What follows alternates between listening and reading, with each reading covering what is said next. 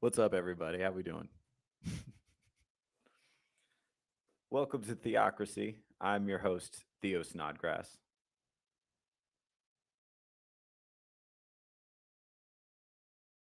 How you guys doing? Let's see who's here already. Oh, Vagabond is here. What's up, buddy? First in the chat. Second, Roguish Nerd. What's up, buddy? How you doing? Green-haired anti-liberal is here. Friend of the show. Stranger's gonna be mad at all he wants first.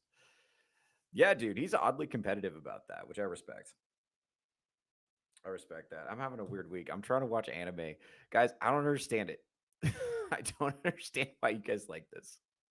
I know people like it. I know just by the math that I'm wrong about anime because everyone in the world says it's great. And I don't understand it at all. I don't because the people don't act like people. There's like they're always like saying their emotions out loud. They're like, oh, and they're like, I've never seen a human being do that. Except I have that's not true. I have seen autistic zoomers imitating anime. So I have seen a human being do that, but it wasn't because it didn't start with the anime. It didn't start or what did it's I don't know, it's like art imitating life, imitating art or whatever. I don't understand it, is what I'm saying. And I think you know what it is? I think because Western movies and shows have gotten so bad, I'm like, I just don't want to like open my heart because I don't want to get hurt again. You know what I mean?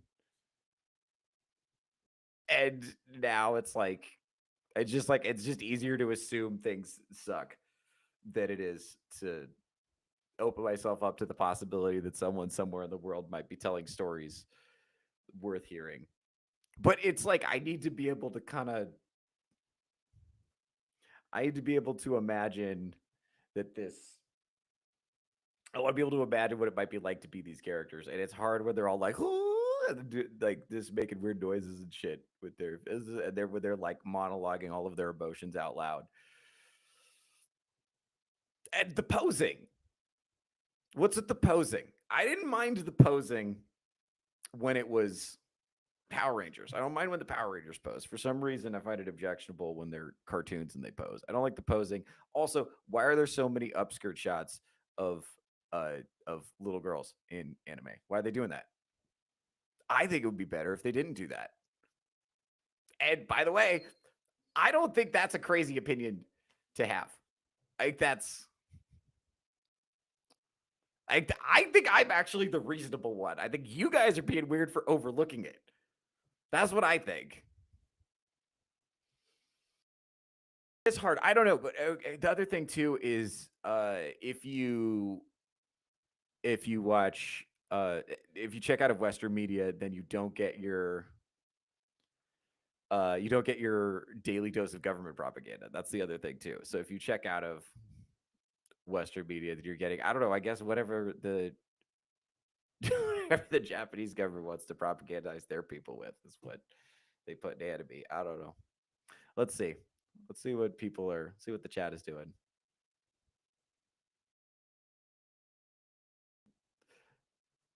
Okay, okay.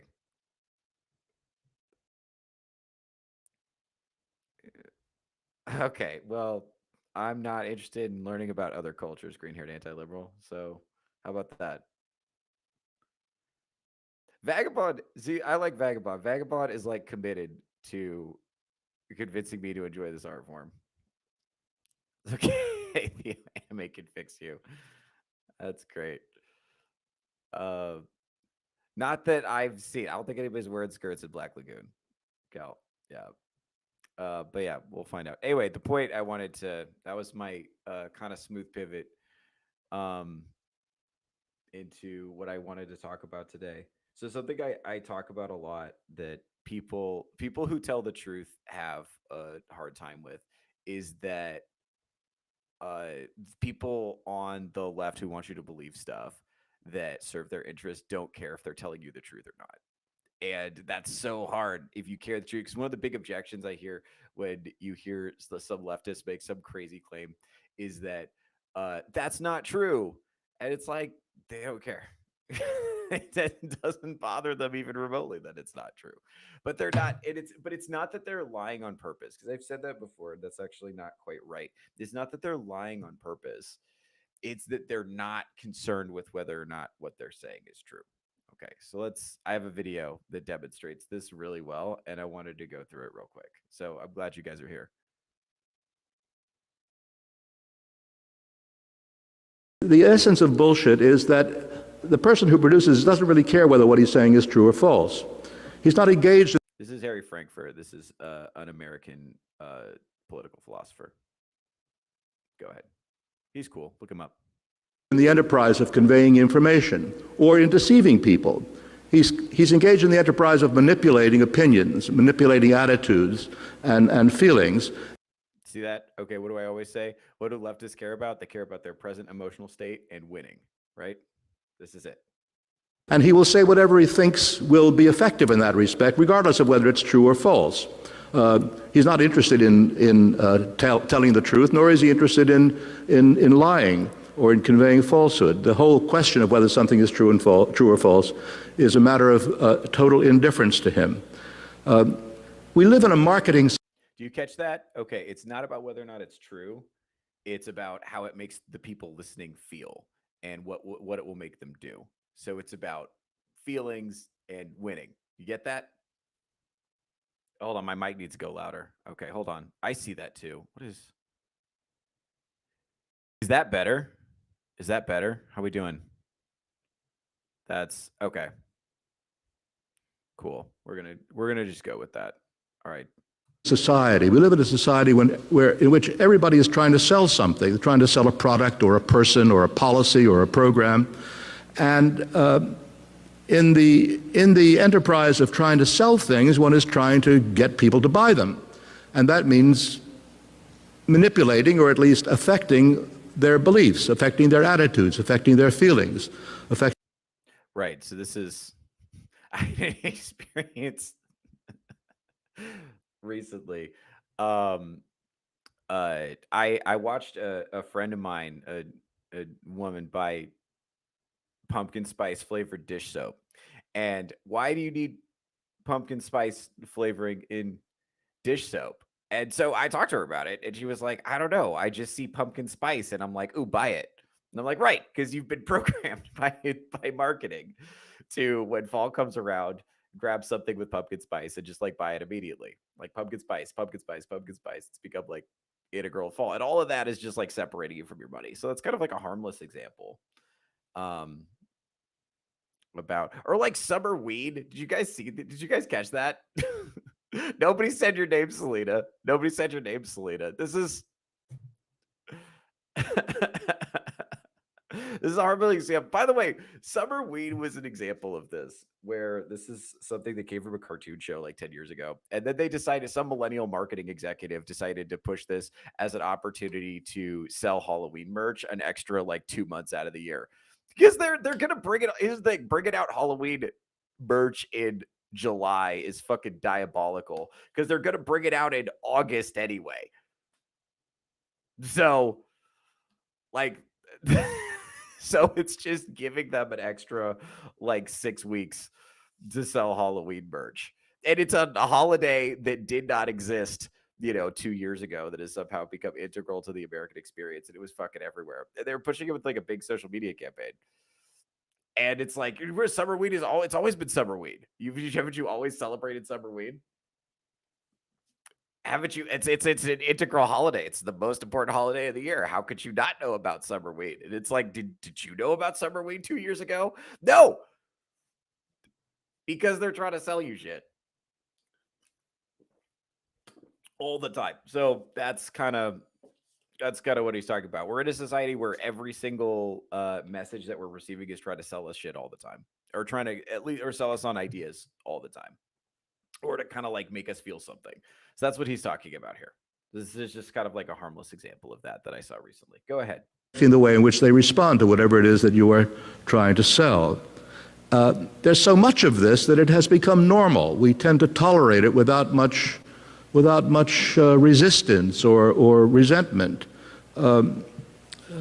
If somebody tells a lie, we feel violated. We feel that some kind of real offense has been committed. When we encounter somebody who is producing bullshit, we may be irritated. We may turn away with an irritated shrug, but we don't feel that there's some kind of punishment is in order. Bullshit is a more insidious threat to our culture, to our civilization, than lying is, because bullshit encourages and normalizes, if that's a word, makes people accept as normal indifference to the truth. It undermines our general feeling that truth is important and that it warrants respect and concern. The lie. Yeah, that's the problem. So this guy sounds unhappy. He doesn't celebrate summer weed. Right. Because this is 2005. So summer weed did not exist yet. It's also not the point of the video. The point of this video is not summer weed. Okay. Let's try to bring this back around. So basically, because we're surrounded by bullshit all the time, people have a certain disregard for the truth, or they become kind of like indifferent to it, and kind of cynicism sets in because you can't know what's true. And that's what we're so unfortunately that's I think where a lot of people are dealing with in our politics right now. Oh, 2005 was late anyway. Selena, 2005 was objectively better, and we all know it. Oh man, but he wrote this essay in the 80s, so this concept is very old, and it's just way easier to do now, I think, because the stuff that gives us our messaging is on the phone, and we're all addicted to it, and it's just like smacking you in the face all the time with messaging, and it's just short video, short video, short video, and it's just like trying to play with your emotions. And it's crazy, like some of the stuff that they're putting out there is fucked up. So like my niece is 12 years old, and she's like inundated with ads about skincare. She's concerned about wrinkles at 12 at 12. Right? Because if they can convince you need wrinkle cream when you're 12, they've got you as a customer for life, you know. So yeah, it's so that's like just like an insidious. They're trying to fuck up your self-esteem on purpose so that they can sell you stuff. Do you think it's a coincidence? Every single woman I've ever met is insecure about her appearance. And it doesn't matter what her appearance is. Doesn't matter. Every single woman is the same amount insecure about her appearance because she's constantly inundated with marketing to make her insecure on purpose so that they can sell her shit to fix it. Whatever is wrong with you, they've got a solution. If you you got whatever is this, if you're too skinny, then you need to get to the gym and do squats. If you're too fat, you need to go on some kind of weird crash diet and lose weight. You know, you got women. I've met women who thought their eyebrows were too thin. I've met women who thought their eyebrows were too bushy. I've met women with straight hair who wish they had curly hair. I've met women with curly hair who wish they had straight hair. I've met women who all the women I know want wavy hair, except for the women with wavy hair who want either straight or curly hair, depending. Whatever it is, they have messaging coming at you to try to convince you that the opposite would be better. Yeah, and it's just, and the point of it is just to sell you shit. It's just like I'm gonna ruin your life to sell you shit. It's crazy. And a lot of what's crazy now is you could just like all so many of these ads are just AI generated. So you don't even need a person to do it anymore. You could just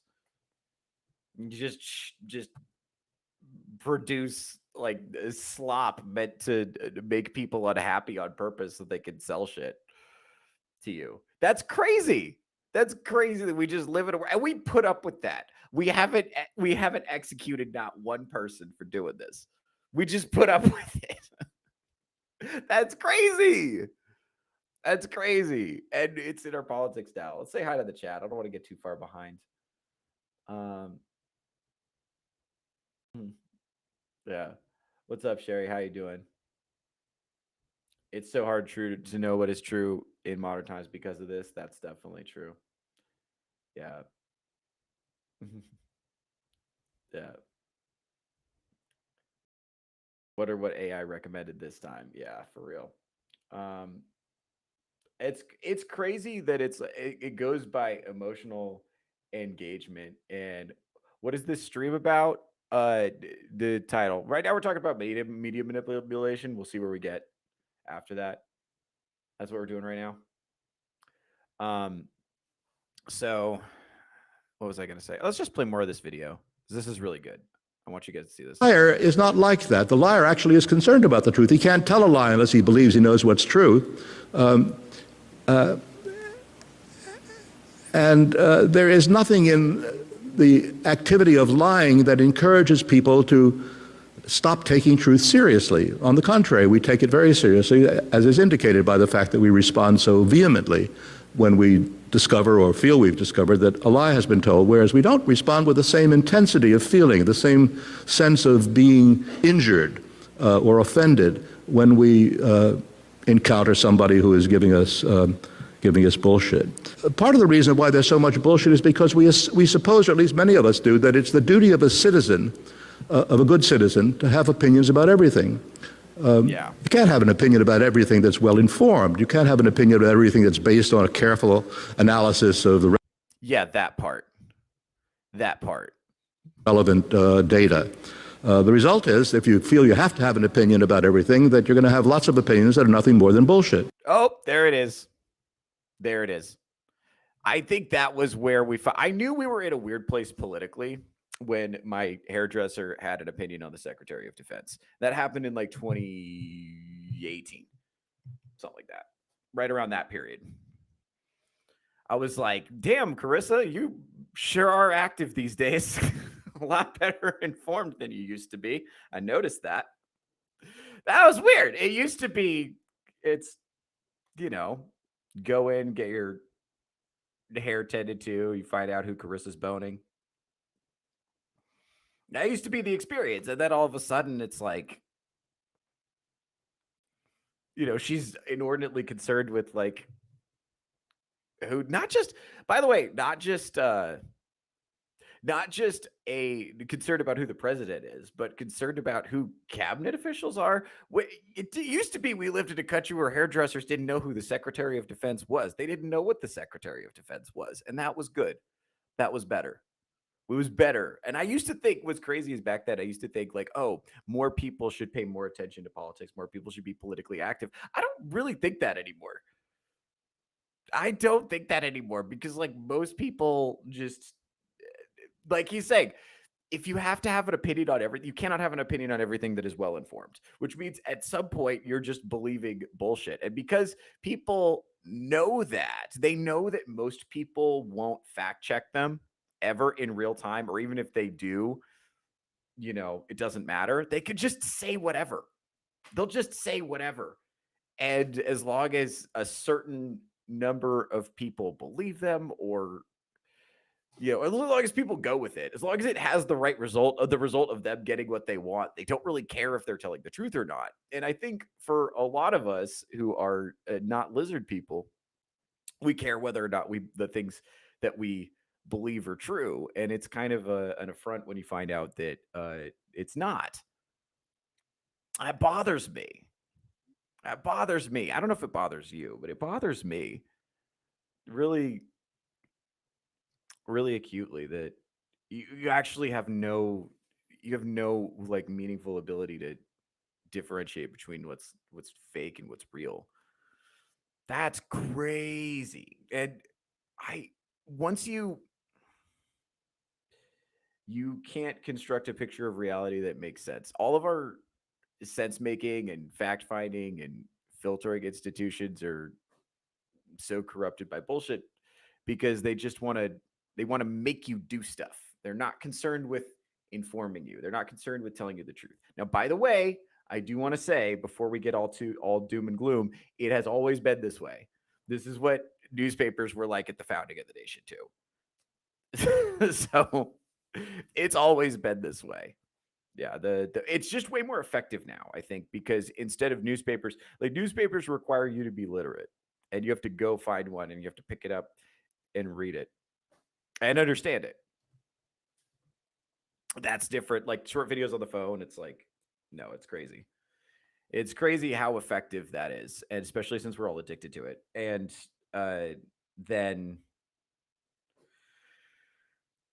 so then politicians are going to use it to try to influence public opinion. I had uh,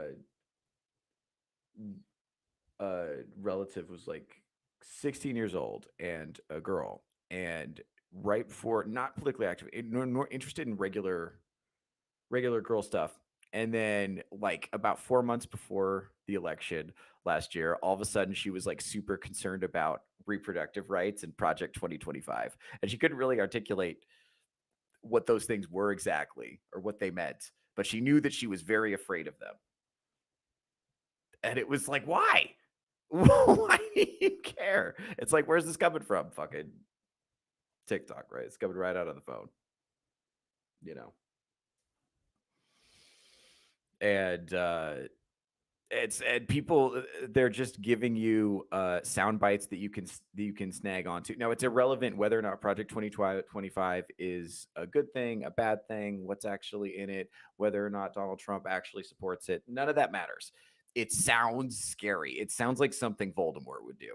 So they want you thinking that oh no, wow, it sounds scary. So they want you thinking that, right?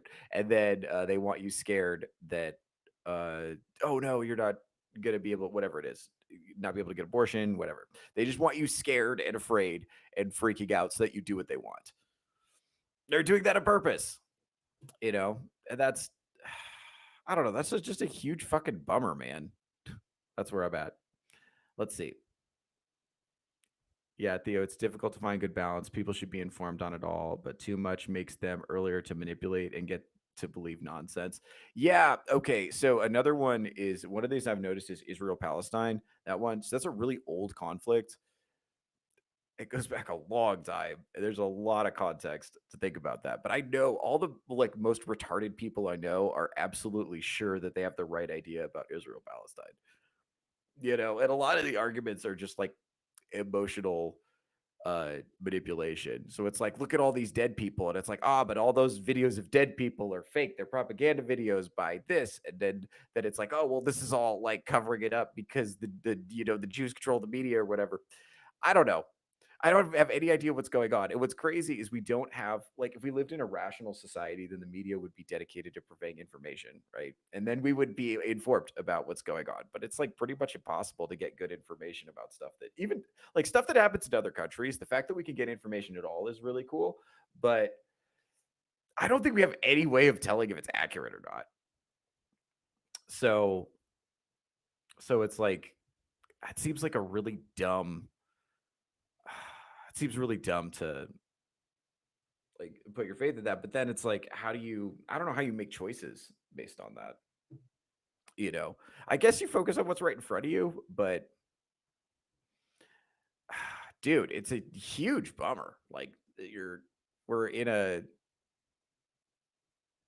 we're just in a side where people are constantly trying to sell you stuff. Also, the other thing too is with social media, you're inundated by people who have better shit than you all the time. And that I think is a little fucked up. Because you wouldn't be so upset about the stuff you have if you didn't know about all the better shit that was out there. And all that better shit is stuff that those people got. And that may not be accessible to you, but it's accessible to those people.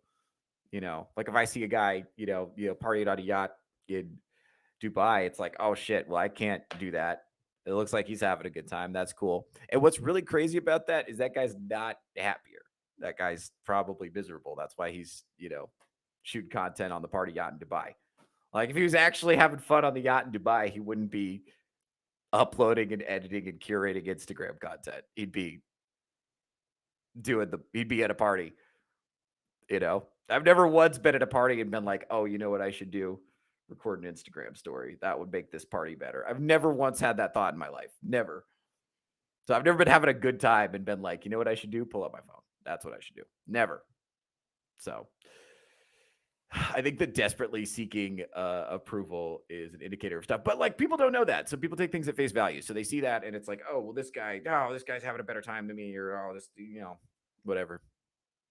That's not It's not real life, but it is a recipe to make everybody like upset and kind of discontent all the time.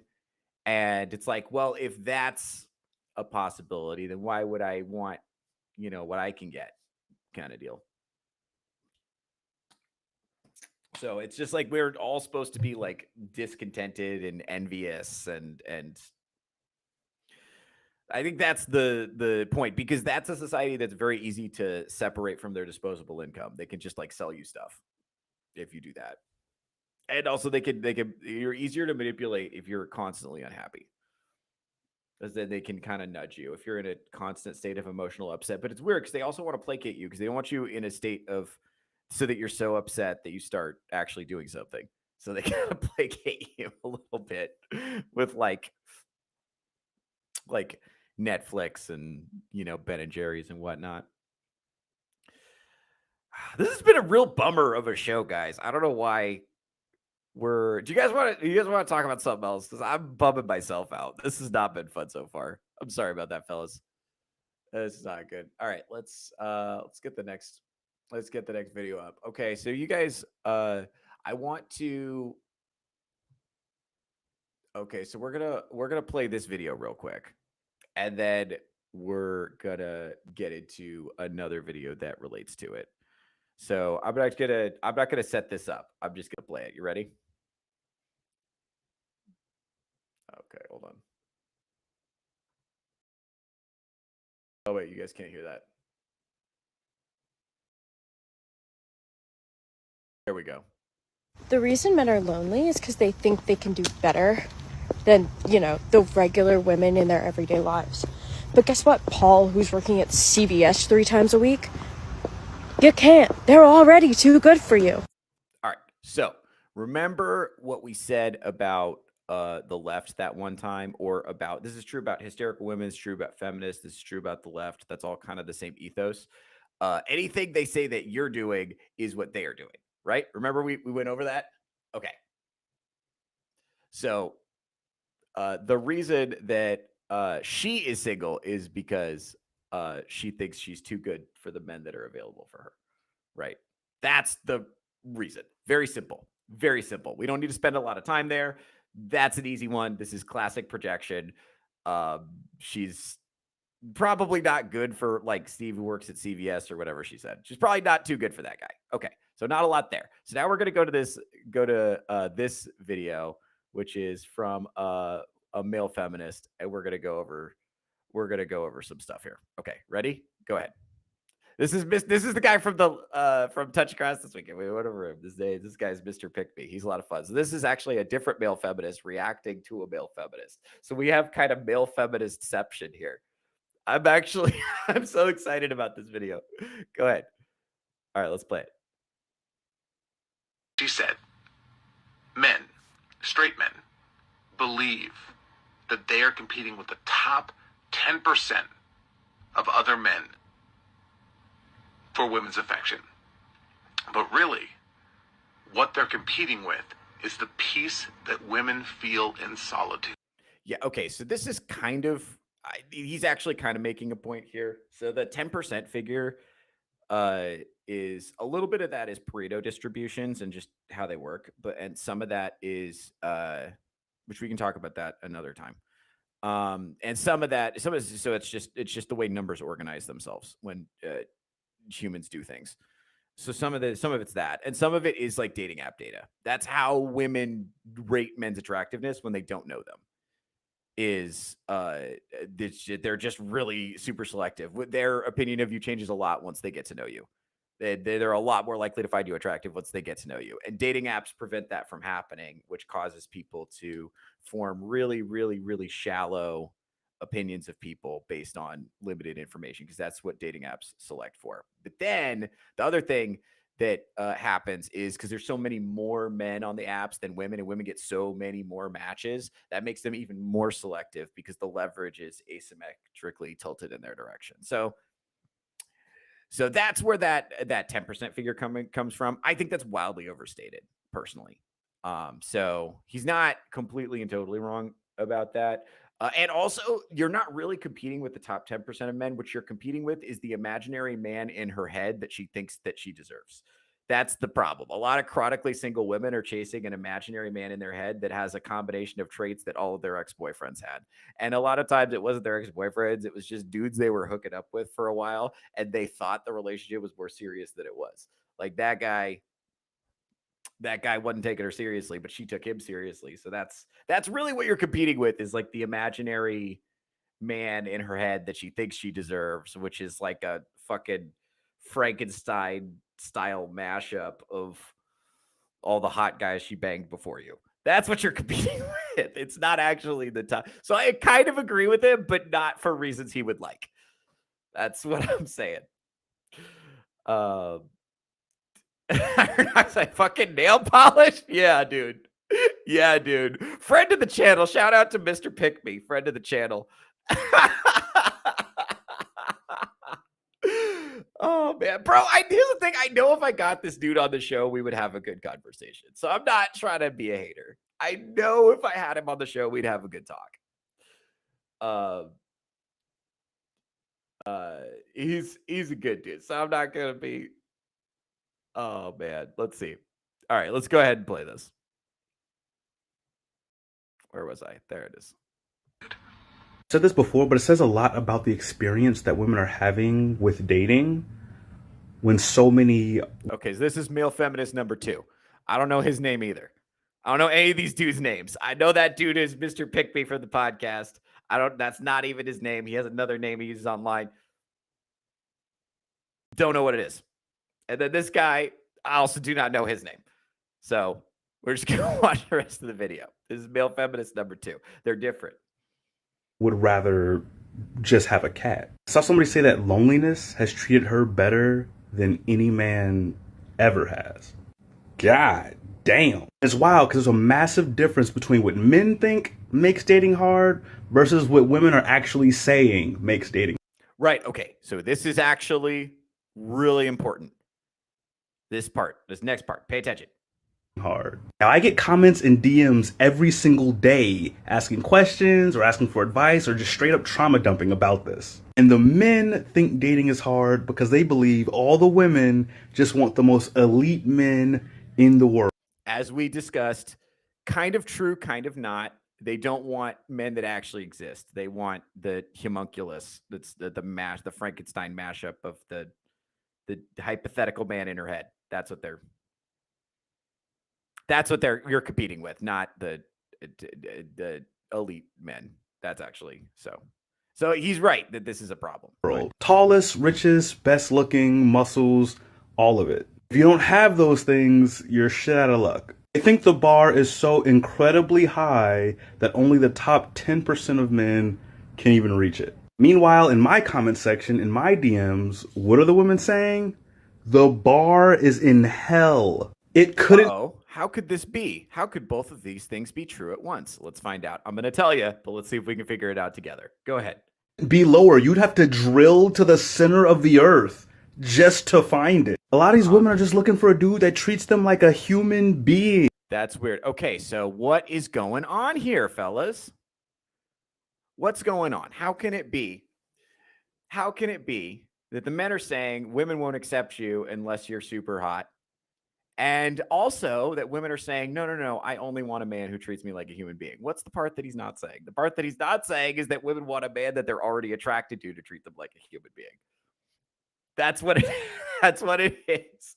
So the guys that are complaining about, hey, women are demanding a lot from us right now in order to even be considered, right, for an opportunity to treat them like a human being. It's like, yeah, okay. And by the way, the reason women think that they can get like really, really attractive guys is because a lot of those really attractive guys will fuck them and then not talk to them again. But they won't, they won't commit to them seriously. But the women think, oh, because I fucked him, I can date him because I fucked him, so he will commit to me, and he's not gonna commit to them. So those guys that are just treating them really badly and treating them as disposable sex objects are not treating them like human beings. They're not. They're treating them very, very badly, and that's a bad thing, and they shouldn't do that. But those women are mad at those men. They're like, how dare you? You're not treating me like a human being. You're treating me like a sex object. She's mad at those guys. Meanwhile, a completely different set of men is yelling, hey, I would treat you like a human being, but you won't even consider me.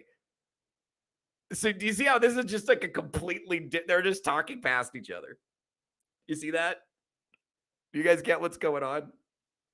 So he's they're just not mad at the same people, but it's just like, it's confusion. They're just confused, but they're not actually mad at each other. They're just like, these are different groups yelling at each other.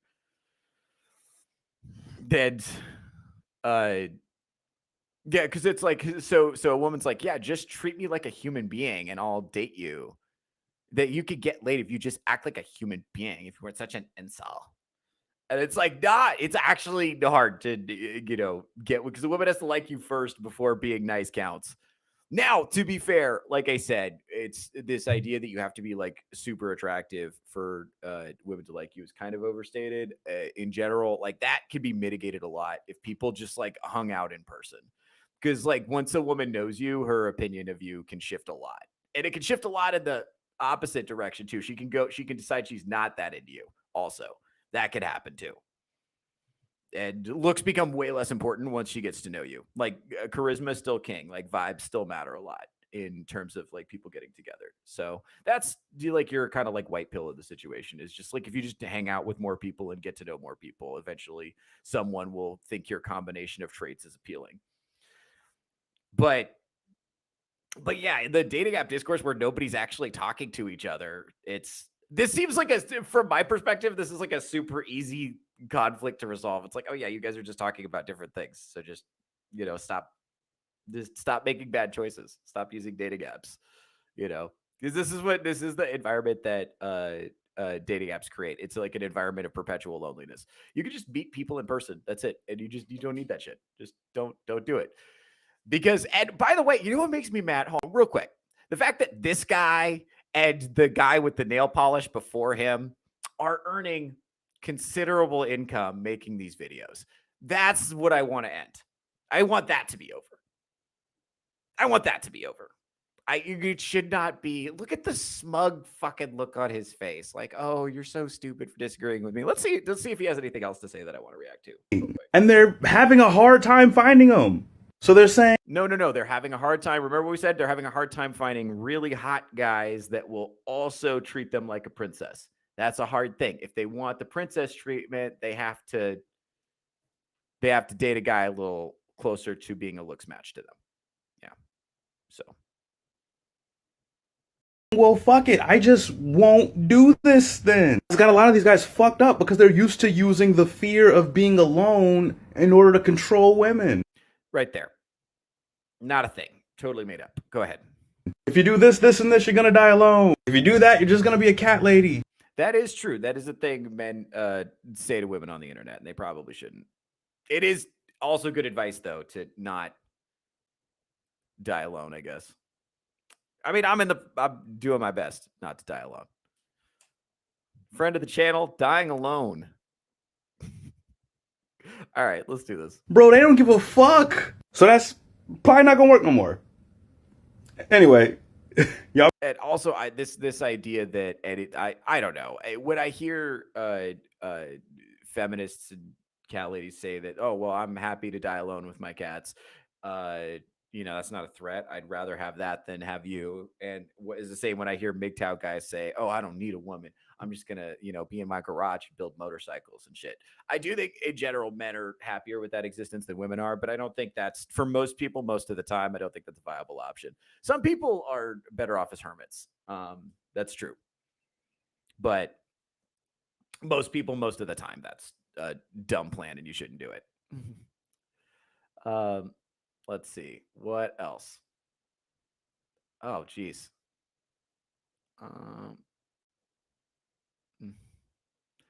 Yeah. Woman saying this is just deluding yourself on the internet. Agreed. Another factor is that some dudes who can date want to build a stable foundation first. Example, me, I got land with a fixer-upper, and now fixing the fixer-upper. My woman shouldn't have to work. See, this is like this is something that I don't know if women understand, and this is when the whole point of like doing stuff is so that women like it.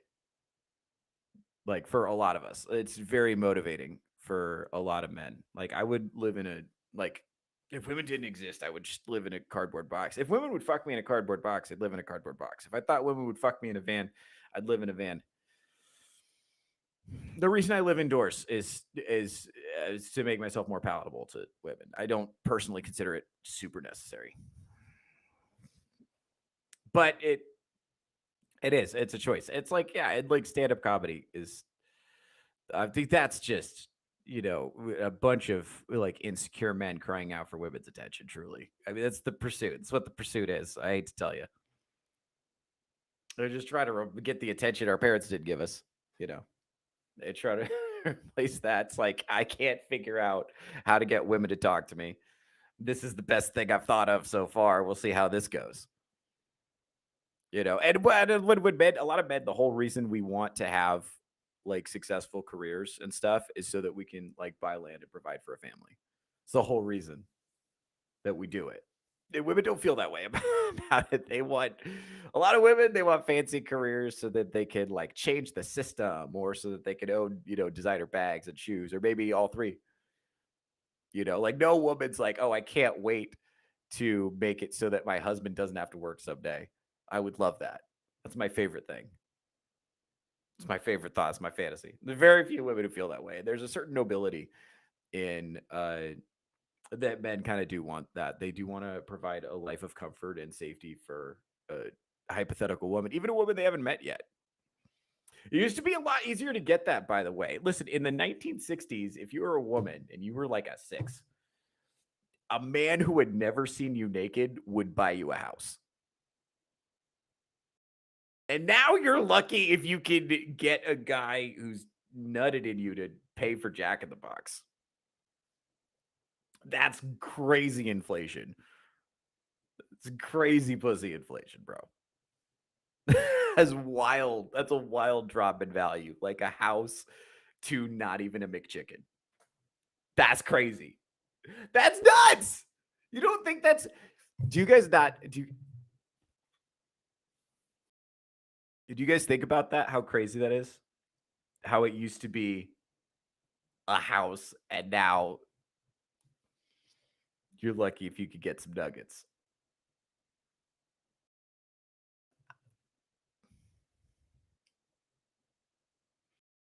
And with fucking OnlyFans, it's like for $5.99 a month, I can see the butthole of the hottest girl I went to high school with. Like, that's crazy.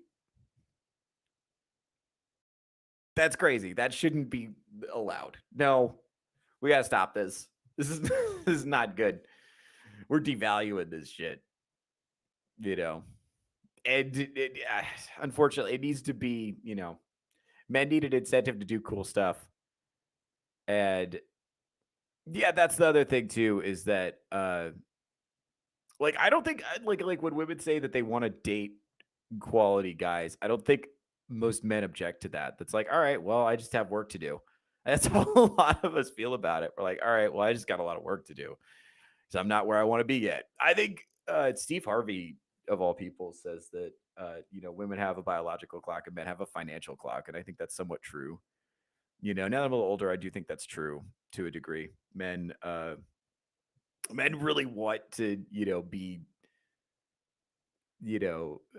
appealing and create safety and security for a woman, even a woman they haven't met yet, like a hypothetical woman. That's kind of nice. It's not always like sometimes the woman being there is helpful, but a lot of dudes are just kind of like thugging it out, working away in silence, trying to do their best to set stuff up in total solitude. The woman hasn't even shown up yet. They're just like, when she gets here, I want to be ready. That's kind of nice, actually. Like, it's crazy how many strays we catch on a daily basis from feminists online when there's just men out there doing that. I think there's way more men who are doing that than there are who are, doing, I don't know, whatever these people are complaining about. Yeah. So are you saying that men and women think differently? Yes, green-haired anti-liberal friend of the channel. I am saying that, yes. I'm living proof that treating women nicely isn't a guarantee. They'll leave you for absurd reasons. That's right. That's right. That's why I say don't be nice to women. That's what trips me out about nice guys. I say that I say all the time is like guys are like, I'm so nice to I keep being nice to women and they keep leaving me. And I'm like, well, stop being nice. What you're telling me is that your strategy doesn't work and you can't fix it. That's crazy because it's telling me you don't have pattern recognition. Shout out to pattern recognition, friend of the channel. You have to be able to see the problem and fix it. And if the problem is I'm being nice and they don't like it, then try something else. It's marketing. It's like if I'm selling a widget and I keep advertising it to people and they don't want it. And it's like they don't like my widget. Then I should change how I'm packaging it. You know, I should change how I'm selling it. Or maybe I need to change it, maybe do a product redesign.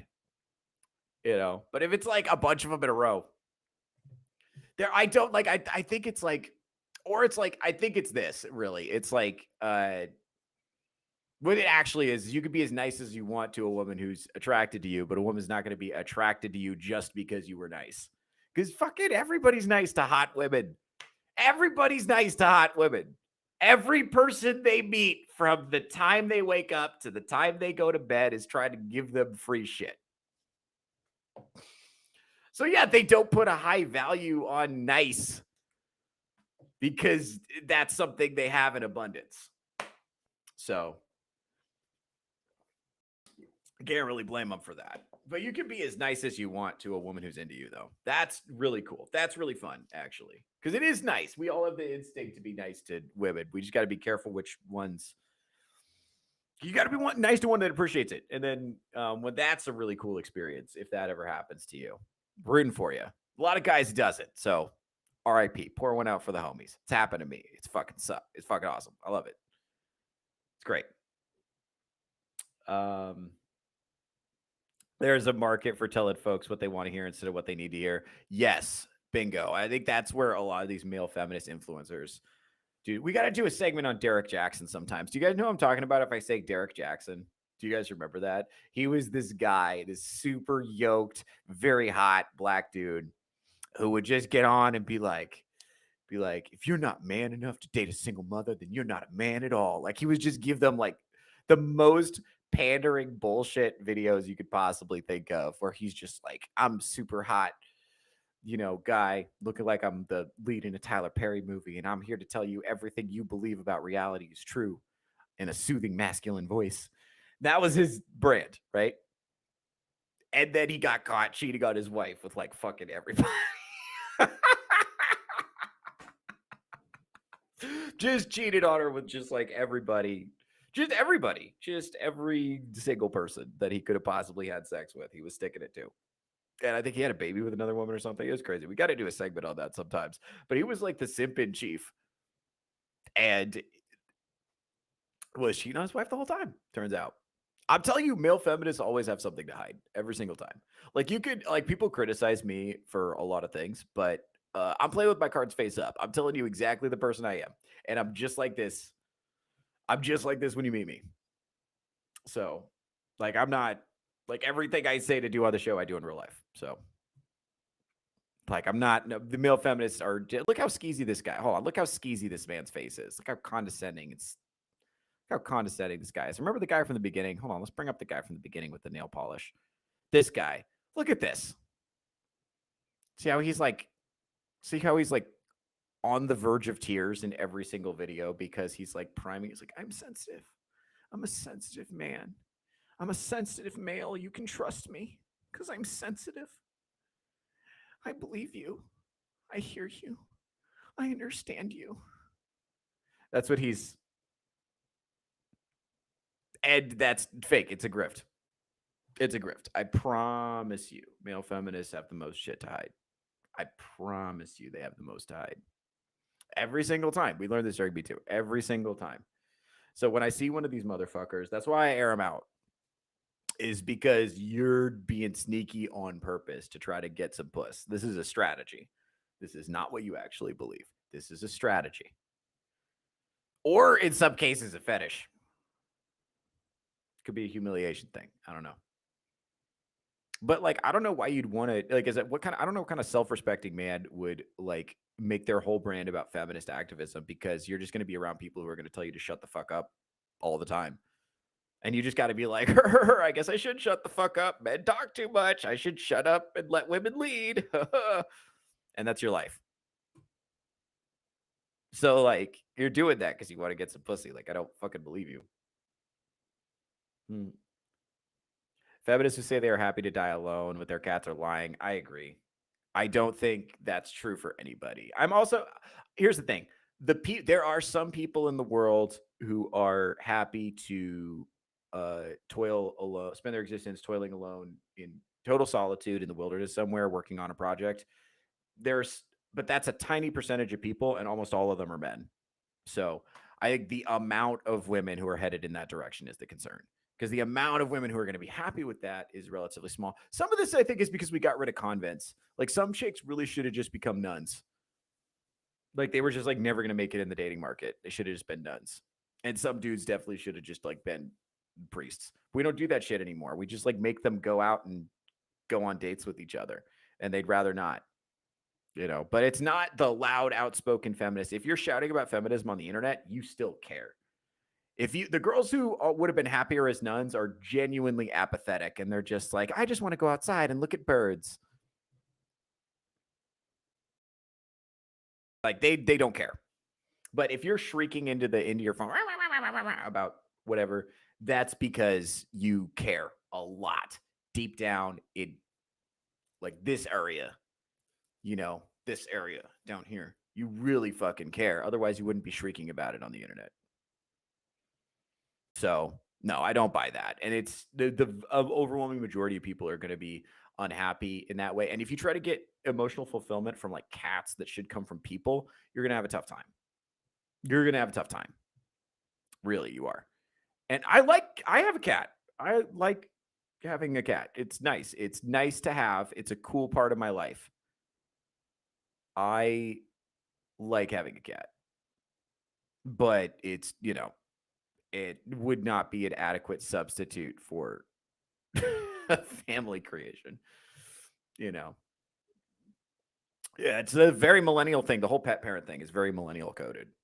It's maybe the most, it might be one of the most annoying things about my generation, I think, is the pet parenting thing. There's a lot of things about millennials that annoy me. That's not really what we're talking about today, but I might have to do another episode on that. Insufferable women won't die alone. They have the bear to keep them company. Yeah, dude, the fucking bear discourse, that broke me, dude. Because of kind of this thing we were talking about earlier with like, how many men are just kind of like, they hear the discourse. It's like women have these expectations of men. And a lot of men are like, oh, well, I don't meet those expectations, so I better get to work. And their response to that is not fuck women, which is we see on the internet. But a lot of men, their response to that is just be like, oh, okay, I better get to work then. And then they silently get to work. And that's it. There's a lot of guys who did that. And I don't know if women realize that, because the guys they're interfacing with are just relatively low quality and are just not going to treat them well. So some of it's like a sampling error. It's a sampling bias, rather.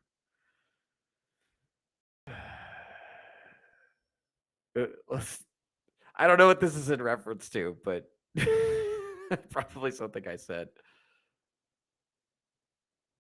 No, Jack in the Box is where I draw the line. Meds used to go to war over a dude's wife, reference Helen of Troy. Good point. Theo is correct. I too am on the grind. Thank you. I enjoy being correct. Theo's advice, dude, don't be nice to women. I stand by that, green-haired anti-liberal. I stand by it. Also, Theo, way too nice and understanding to women. Shut up. Mind your business. Mind your business. Nobody asked you, actually, while we're here. Yeah. Oh, another example is Umar Johnson telling racist black folks that they want to hear, mainly black women, while getting them to send him money for his sham school. Yeah, there's a lot of people doing this online where they're just telling people things that they want to hear that make them feel what they want to feel emotionally. And they don't care at all. This is like we were talking about at the beginning. This is bullshit. Right. So this male feminist thing is another example of that. It's just bullshit.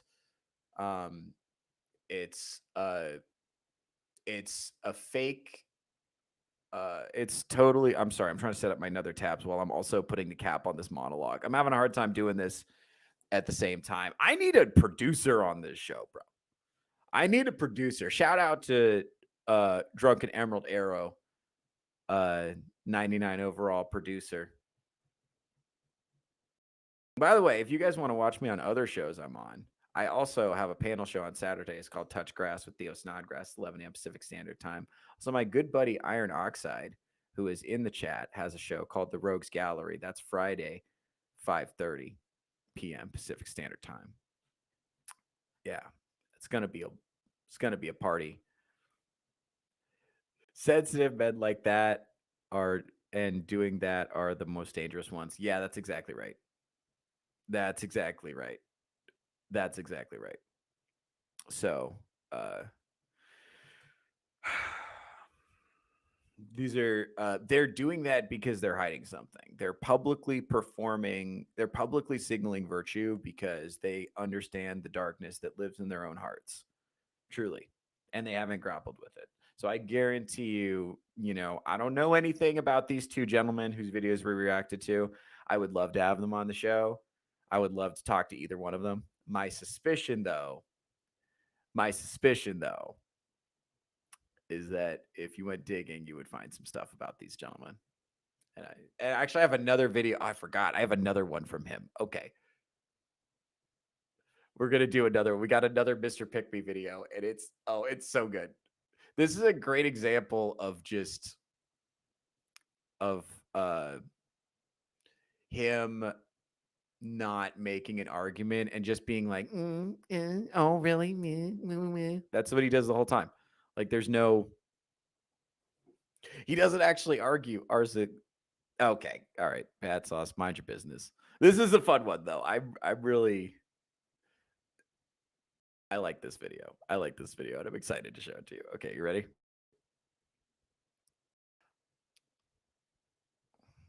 Hold on. There we go. The fantasy is, as a man, you can just be. Is it? Okay, whatever. That's fine. That could be your fantasy.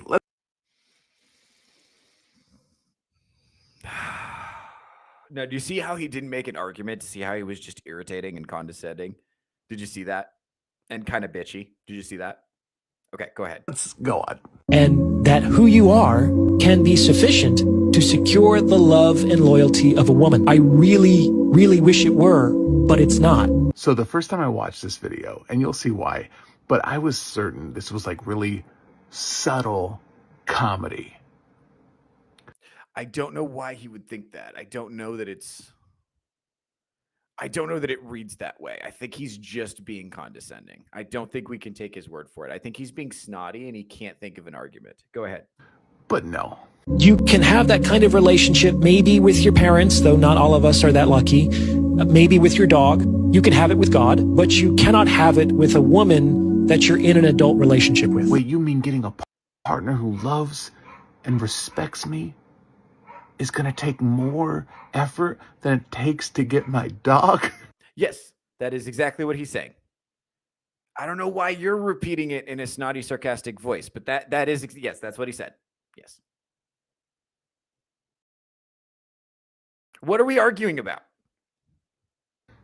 The fact of the matter, men, is that you have to provide benefit to a woman in order to justify her choosing you over all of her other available options. Yeah, that's how it works.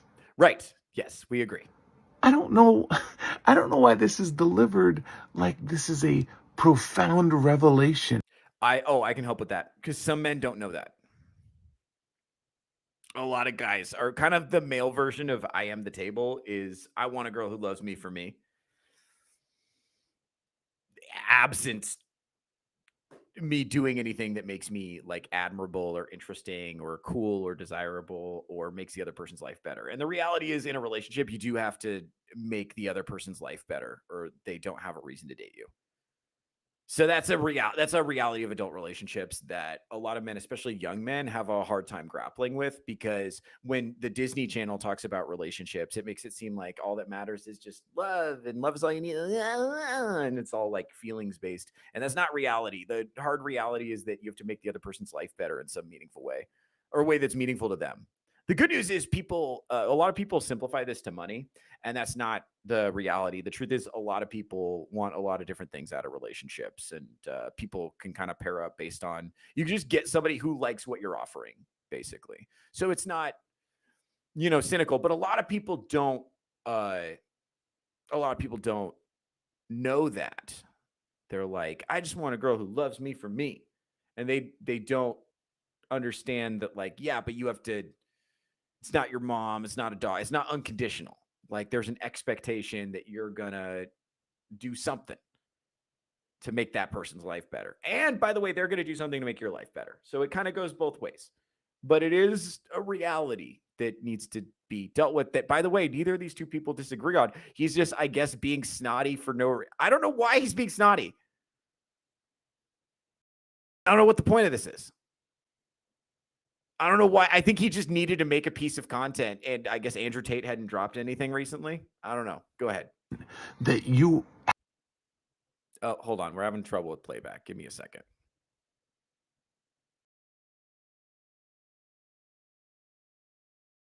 You can just be. but no.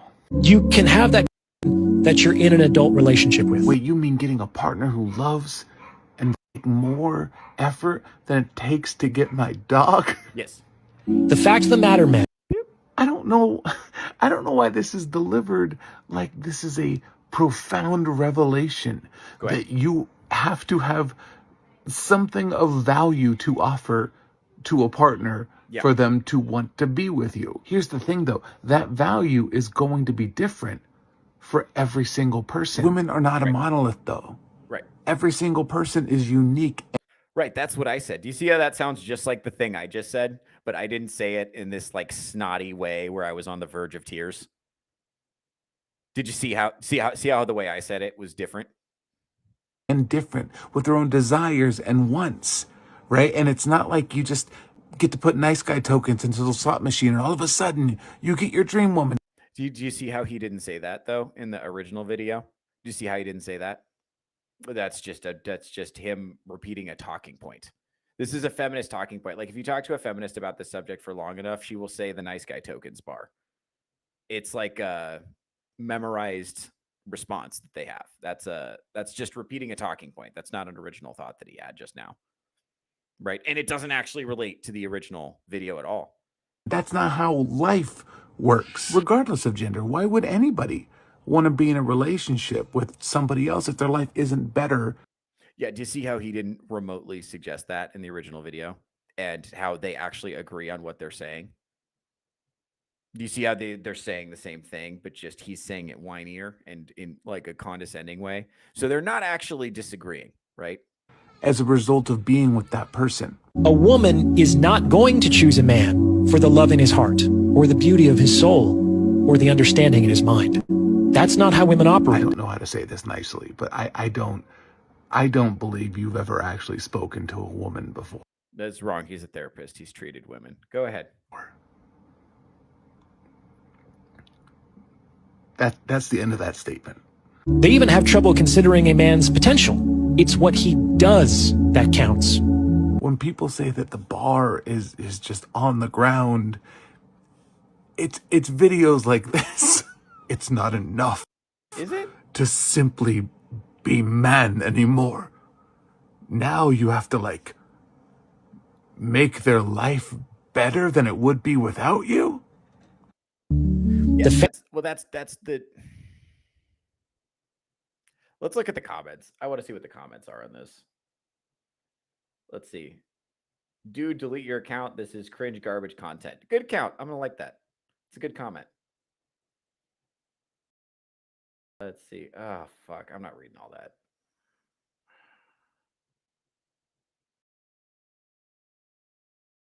my goodness, where are you finding these new definitions of hell? Where do you find these guys? Interesting. The same guy has no problem in asking, but what do you bring to the table? Right, right. And I think he also has no problem bringing something to the table. Like, I think he agrees that in a relationship, there should be some kind of like mutual exchange where somebody gets something, they get something, and you get something. You're both providing, making each other's lives better. That's literally what he's saying. Why do all these videos have that same kind of music? Like, it adds some sort of sophistication or wisdom to the procedure. It really, really doesn't. Oh, well, that's just working with the algorithm. This is an old person who doesn't know things. Okay. Dude literally has horror movie music playing in the background, feeling like I'm being stalked in the woods with the camera focused on my nose while I'm hyperventilating. All right. Well, I love yours. OMG. Hope there are minimal amount of men that listen and follow advice like that. What was bad about the advice? What's bad about the advice? The advice is you should try to make the other person's life better if you want to date them. Why is that bad advice? This is crazy. That added nothing of value to the cultural discourse. He just wanted to. He's just. Hold on. The more clips of this jackass that you play, the more he reminds me of my ex-coworker. Those a male feminist, condescending asshat who has anger issues and got fired. LOL. Yeah. Same lifelessness in his eyes. This is what I'm talking about. So, like, everything that he's like presenting outwardly is fake, and it's concealing something deeply sinister. And I think that's why I think that's why that kind of performative male behavior makes women uncomfortable. Or it should, is because like when you actually get alone with that guy, you find out that he doesn't actually think those things. He's just pretending to get laid. It is kind of crazy because there's so many we hear so many women right now who are like absolutely like desperate to find a left-wing boyfriend. You know, that's what they want the most in the world, is a liberal boyfriend who is physically attractive and not gay. And I was talking to a woman after a comedy show one time. I was talking to a few different women actually, and they all kind of agreed that finding a man who has left-wing politics is very difficult because they're just not attractive. They're just not attractive. So it's hard. And I think this guy, I think he believes deep down, if he panders hard enough, that I don't know, he's just gonna get, I guess he's doing it for internet attention. I mean, normally this used to be a thing guys did to get laid in person, but now I think in this case, because you could scale it up and make a bunch of money and farm attention and validation, you know, if you're a person who deeply dislikes yourself, then you can kind of fill in that void with internet attention. So that's crazy. He's such a bizarre human. Such a bizarre human. I don't know how we're gonna. Let's see. I don't know. I don't want to keep going back to that guy's content, but I keep seeing it in my feed and it keeps being amazing. So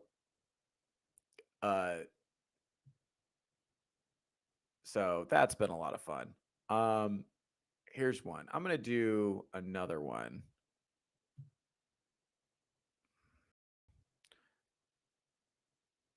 This is another one of those videos. There's a ton of content online that's just dedicated to just getting otherwise happily married women to hate their husbands. I don't know. There's so much of that right now. Hold on. Let me pull this up real quick. This is this one. Remember her from the show yesterday? She's a lot of fun. I see a lot of her content too. Let's see what she's got for us.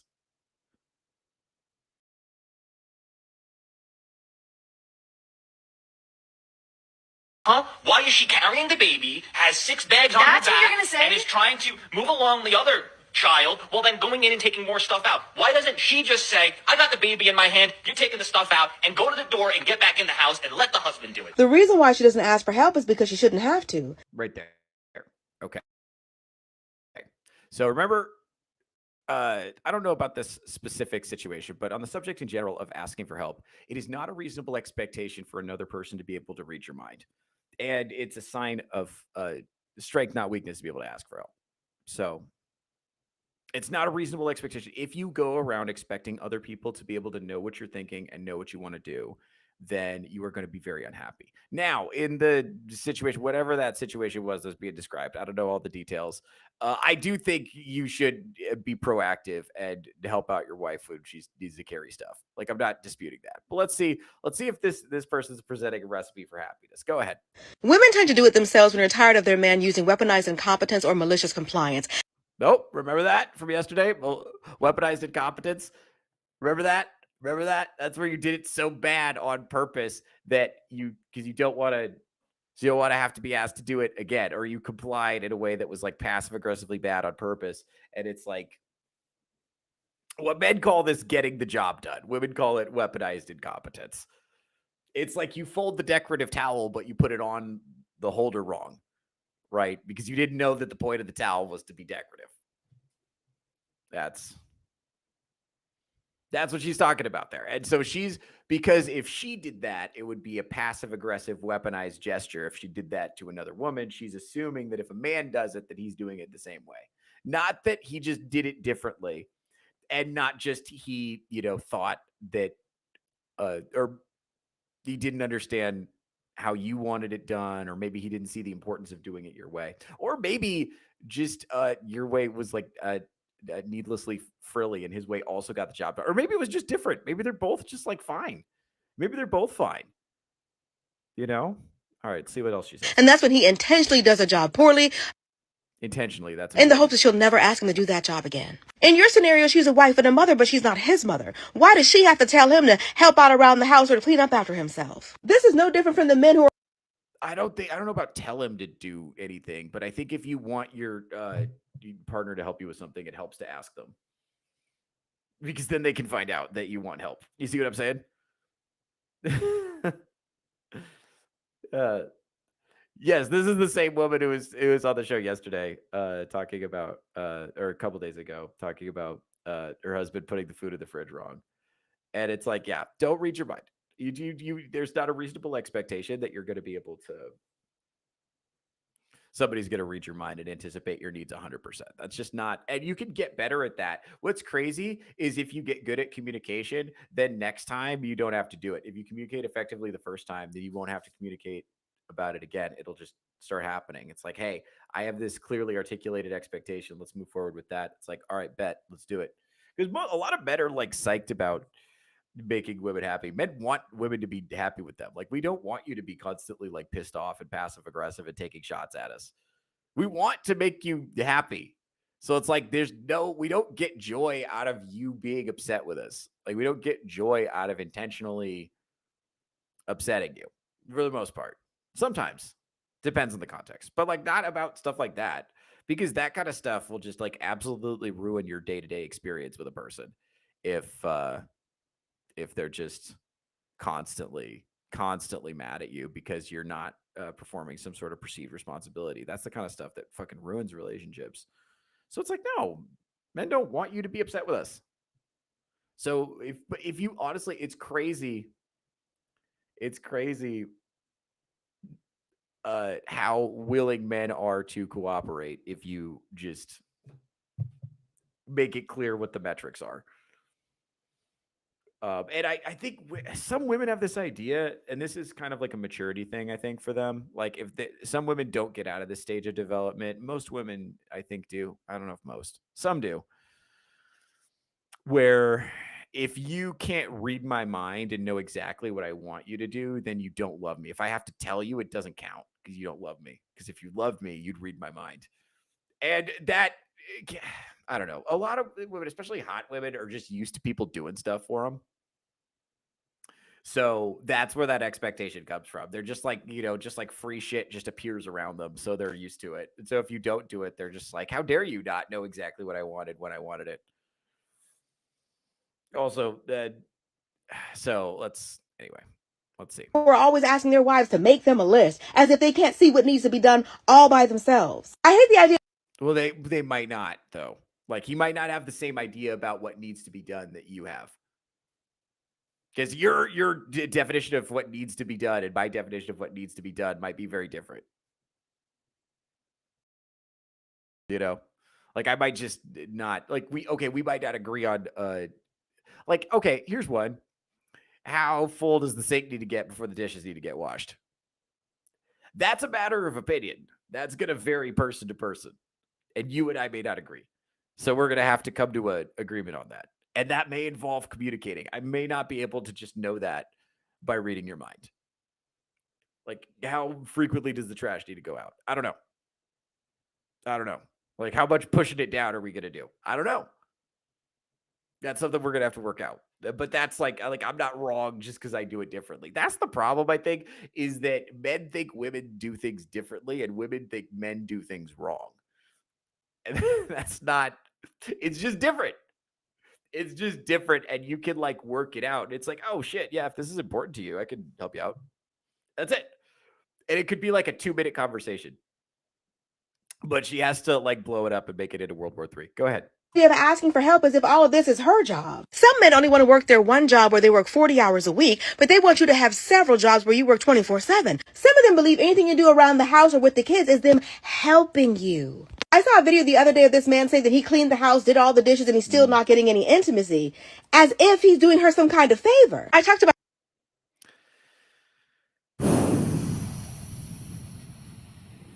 Even if somebody is performing their expectations, it's still really cool to be grateful. And that goes for both ways. If your wife is like busting her ass doing stuff and you're just like, yeah, that's what you're supposed to be doing. That's just like not the move. You should be like, hey, thanks, appreciate you, good looking out. That's it. Like, that's okay. And that goes both ways. Like, it's totally okay. Even if somebody's doing something routine or kind of expected, it's still totally cool to show appreciation to them. Like, that's totally normal. Like, that's what you do when you like a person. That's what I'm saying is I feel like she just doesn't like men.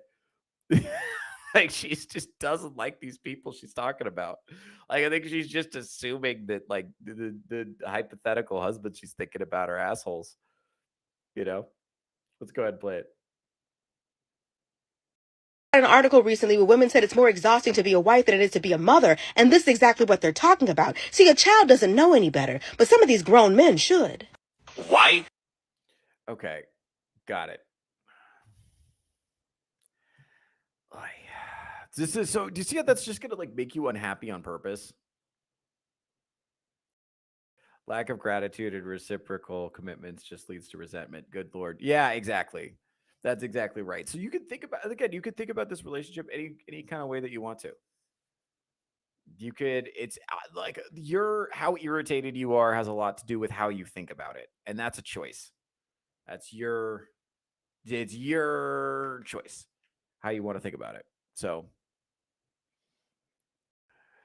if you are looking for slights, you are going to find them. And what's crazy about this is the weaponized incompetence narrative is how they say it's like, oh, the guy is intentionally doing this because he wants to hurt my feelings on purpose. He wants to devalue me. He wants to not have to do this job again. He doesn't want to pull his weight in the relationship, and then that gets on that hamster wheel. Remember what I always say, the relationship lives and dies with a woman's inner monologue, right? So that gets her on. That's just another term to throw on this hamster wheel to be like, am I in the right marriage? Should I leave this marriage? Have I really found myself? What does it mean to find myself? And then whoop, all of a sudden they're dipping out. That's what happens. And it didn't have to. This is all started with thinking about it and having this idea that he was doing this shit intentionally when it was just like that did not even enter his mind. The fact that this might have negative downstream consequences for him never fucking entered his mind. He just got the job done. Oh, what's up, Full Metal Date? What's up, dude? Hope you're having a good day today. Thanks, buddy. Appreciate it. When I come in on, oh, we're just bitching at the same broad from the show last week. Don't worry about it. Same broad from Saturday's show. It's a lot of the same people. I'm getting a lot of their content, so I might have to. I kind of want to branch out. It's making me uncomfortable. The point is that they are lying to you and emotionally manipulating you on purpose because that serves their interests. So in the case of influencers like that, like they do well if they can trigger a rage response. And that's what they want, because if you're angry, then you're going to share it and leave a comment. And if they can channel your righteous indignation, you'd be like, you're so right. You said what I was thinking in my angry voice. My inner monologue was angry and I had angry emotions and I didn't know what to do about it. But then you said words and I liked your words. So I shared your video and I liked it and I commented it and I said, I like your words. And then they make money when they do that. So it serves, but the problem is it has like downstream consequences. So a lot of people, they're not interacting with real people of the opposite sex. They're retreating into like their echo chambers and they're like talking about other people. They're talking about, you know, men. They're talking about, but they're not talking to men. So they don't have any good information. Like all they're going off of is like what it's kind of like Plato's cave, which is fucked up. You guys heard of the allegory of the cave? You know what I'm talking about? All right. Yeah, so it's this weird thing where instead of like interacting with reality, we're interacting with a projection of reality. Hold on, let me pull this up. That's not what I want. Yeah, so people aren't actually interacting with real people. They're interacting with the phone. So hold on. This is what I'm talking about. Okay. See these people down here? See these people? Okay, hold on.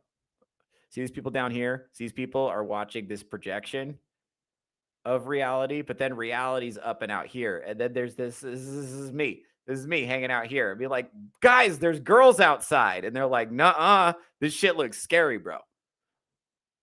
This is me being like, guys, there's girls outside. And they're like, nah, dude, this is wild. Nah, reality's here. See what I'm saying?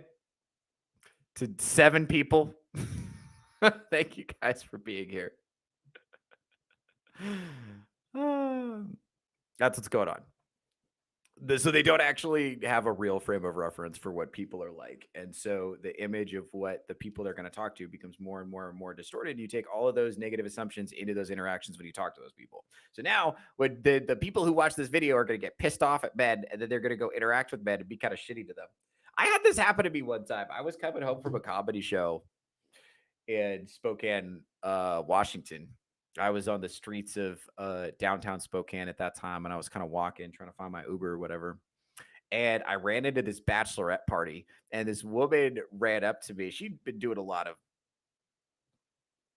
and so she ran up to me, very high energy, and she started kind of shoving me. And she's like, "You're pretty. You should smile more. How does that feel to hear coming from a woman?" And she's just like hitting me and shoving me while she's saying this. And I'm like, what the fuck are you doing? I've never told a woman to smile in my life. Why are you even yelling at me? What is this happening? But it was just like a wandering bachelorette party. I was kind of talking to them. I was having a good time. The one girl let me hit her vape. It was cool. She calmed down after a bit. And I was like, oh, are you I thought she was British too, but it turned out she just had a speech impediment. So that ended up, it was bad. I was like, oh, are you British? She's like, no, I have a speech impediment. I have a lazy tongue. I was like, that's okay, sweetheart. We're all a little bit retarded. And she was like, don't sounds mean. You can't say retarded. It's like, I can say whatever I want. And she was like, I have a lazy tongue. It's not my fault. And I was like, what a shame. Such a pretty girl has such a lazy tongue. And then she calmed right down. That hit like full system reset. And then we were on good terms. But she the one girl let me hit her vape. Is that what it's called now? Mind your business. Mind your business. Anyway, so I was I read his whole but the point of that, me telling that story is like she was like just yelling at me that I should smile more because of this like feminist meme that like the world is flooded with men who are yelling at women on the street to smile more, which has not been my experience. I'll be honest with you. I haven't seen that happen a lot. I certainly haven't done it, but yeah, but that's like a big, meme on the internet. And so she was like, God, this is what I'm saying. So she hadn't really interacted with men that much. She was just like coming at it. She was just taking what she heard on the internet, and then she saw a man and she was like, attack. And she was all keyed up because of the coke. Anyway, yeah, bachelorette parties are wild, man. Don't recommend, by the way. Don't recommend. Not a good time. That was weird. There was like one girl. The dynamic is weird because it's a bunch of women just like being wild, and then one woman who's like staying sober and like mother henning them around. And eventually she saw me talking to the one girl and then hitting the one girl's vape, and I was starting to garner some attention. So the mother hen came up to me and was like, excuse me, what the fuck? And then she started talking to me and she said, I think you're a toxic misogynist who doesn't respect women. And I was like, that doesn't even sound like me. You don't even know me. That doesn't even sound like something I would do.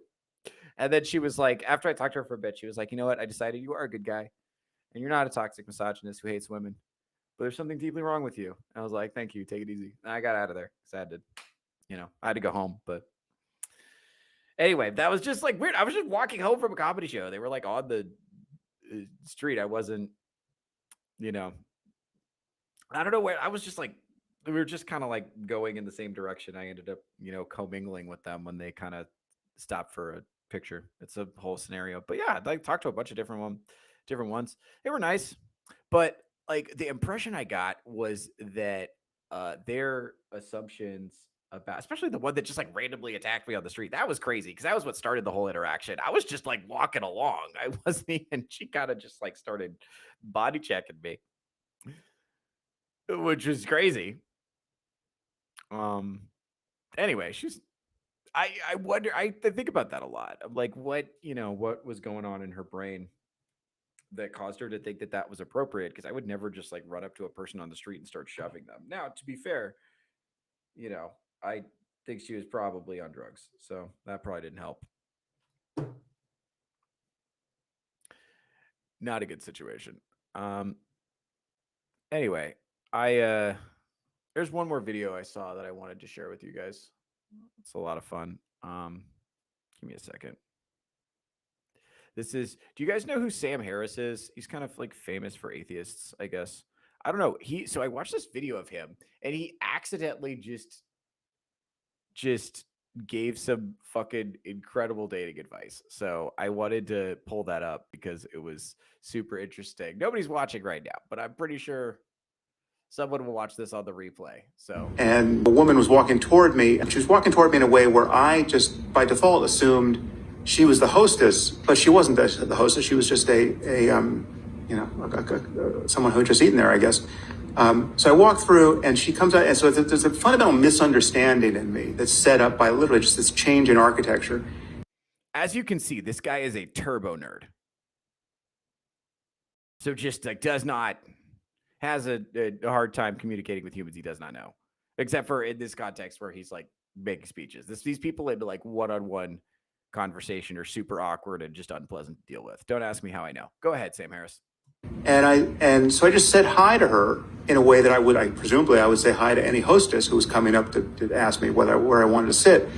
But what had actually happened is I had said hi to a total stranger in a way that I tended at that point never to say hi to total strangers because I was shy. But apparently I gave her like a 10,000 watt, high of like all of the confidence you would have if you were that sort of person. So I went to my table, and this woman like came back into the restaurant and like gave me her phone number, right? Which was something that was just a completely foreign experience to me, and it was based completely on my misunderstanding of the situation I was in. I walked in. There we go. Okay. So moral of the story, he walks into the restaurant. He thinks he's seeing the hostess. It's not the hostess. It's just some broad. He says hi to her as he would say hi to a hostess, you know? So just like basic customer service friendliness. And she misinterpreted that to be just a stranger really confidently saying hello to her. And she was like, yo, I like the cut of your jib. And so she leaves a stale trail back to his table and, gives him her phone number just because he said hi really confidently. And I know that this sounds kind of mysterious. And also, he's not a bad-looking guy. Or I assume he wasn't a bad-looking guy when this happened. He's old as fuck in this video. But I assume he wasn't a bad-looking guy when this happened, and that definitely helps. But I mean, yeah, I don't know. I think a lot of Zoomer guys are running around, at least from what I've heard. They're thinking that they're going to get arrested if they say hi to a woman. And I just don't think that's true. You just said hi really confidently to a stranger, not expecting anything, and it just ended up going super well for him. I think that's something more people should do. You do not understand how much better your life might be because you said hi to a stranger. Networking is like 90% of everything. That's the thing people don't tell you, is that meeting people is like 90% of everything. Most people, like a lot of guys I talk to where it's like, they're like, oh, I can't get anybody to date me. A lot of them don't fucking go outside and talk to people ever, And if they do, it doesn't go well. And it might not go well. That's the thing. But you don't have to like go and like fucking do close-up magic and try to impress women at a bar. You could just say hi to people in your everyday life where you go. And just you might be surprised how just being pleasant and confident and generally like affable will get you in a society now where people just like don't talk to each other anymore. Things are really frigid now. You ever go to a gym now? Everybody's all like locked in. Like boomers talk to each other at the gym, but like most millennials and Gen Z do not talk to each other at the gym. Nobody under like 50 is like talking to each other at the gym. You're just there, complete silence, locked in. Talking to each other at the gym is very boomer coded. And because of that, like that's kind of the way it is in every public place. It's just very, very, very rare for people who do not know each other to interact.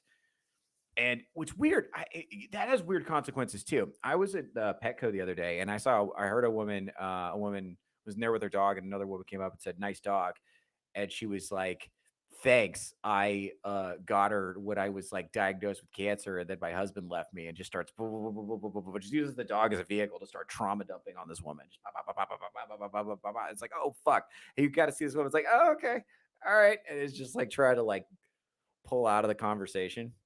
I know we've all met people like that who are just like inappropriately trauma dumping on people they just met. They're called comedians. No, but we have all seen that, right? And that's somebody who doesn't get listened to enough. And I think a lot of people are in that situation now.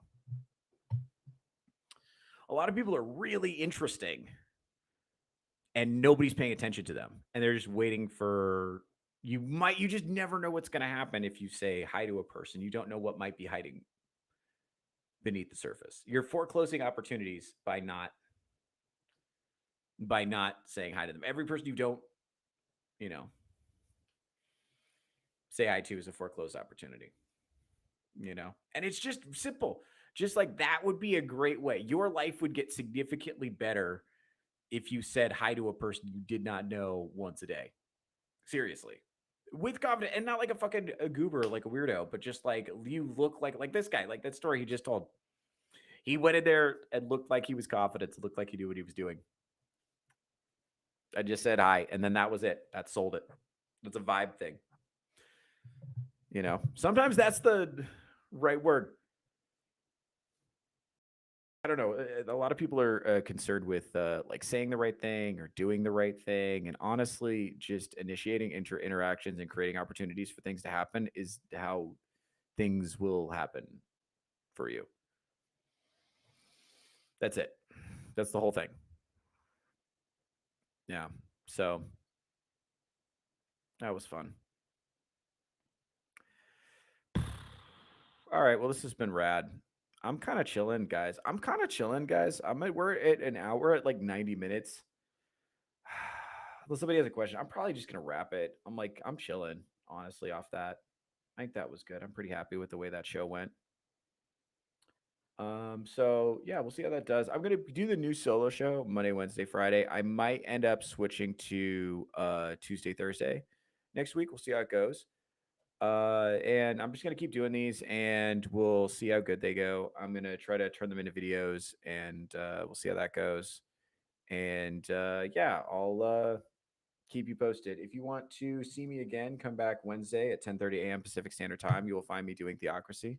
Come back again Friday and see if I'm doing it again, 10:30 a.m. Pacific Standard Time, doing Theocracy. Also, I do a show on Saturday, 11 a.m. Pacific Standard Time, called Touch Grass with Theo Snodgrass. That's a lot of fun. And then I do the Rogues Gallery at 5:30 p.m. Pacific time on Fridays. Oh, also, I swear it's not hentai. That's been a fun one. I've been doing that. You can watch me kind of uh, explore anime with my good buddy Vagabond. He's been doing that. He's trying to get me to watch anime. I'm doing my best. I just don't get it. It's boring. I don't like it. I don't enjoy it. And I know I'm wrong by just the math. I don't like it. I don't want to do it. But I'm gonna do it for like the content and for the memes, and also just because I want to culturally enrich myself. So don't make sure to catch that on Sundays. That's actually like a really fun show. People like doing that. So I'm learning so much about this art form. Fuck. Okay. What else should I shout out while I'm here? Oh yeah, if you want to see me do live comedy, I am in Las Vegas, Nevada. I'm actually about to announce some dates pretty soon. Actually, let me look at my calendar real quick. Yeah, it might be. I have some dates coming up, but I think it might be too soon to announce. And then, I mean, I just want to get in the. I know you're not going to come see me, but I want to get in the habit of. I want to get in the habit of like announcing shit so that I just want to. I'm not good at talking to myself. That's the thing. Okay, I'm not good at talking about myself or like promoting myself or selling myself. I really think the work should speak for itself, and I think talking about yourself is gauche. Which is stupid because like that's what is selected for on the internet is like who talks about themselves the most and who's like the most self-obsessed and who wants to like do a show where they talk into a camera for 3 hours a day. That's who the internet selects for and like boosts forward. And that's just not inherent to my personality. Like I'm fine talking, whatever, and stuff. I don't know. The long monologue format definitely works in my favor. I do kind of think I don't know. We'll see. We'll see. I'm going to keep doing these shows, but I don't know. I want to spice it up a little bit. Leave in the comments what you think I need to do. Leave in the comments what you think the show is missing, and we'll try to punch it up. I'm going to try to take some audience feedback. This has been a lot of fun. Thank you very much for hanging out with me, and I'm going to get out of here. Take it easy.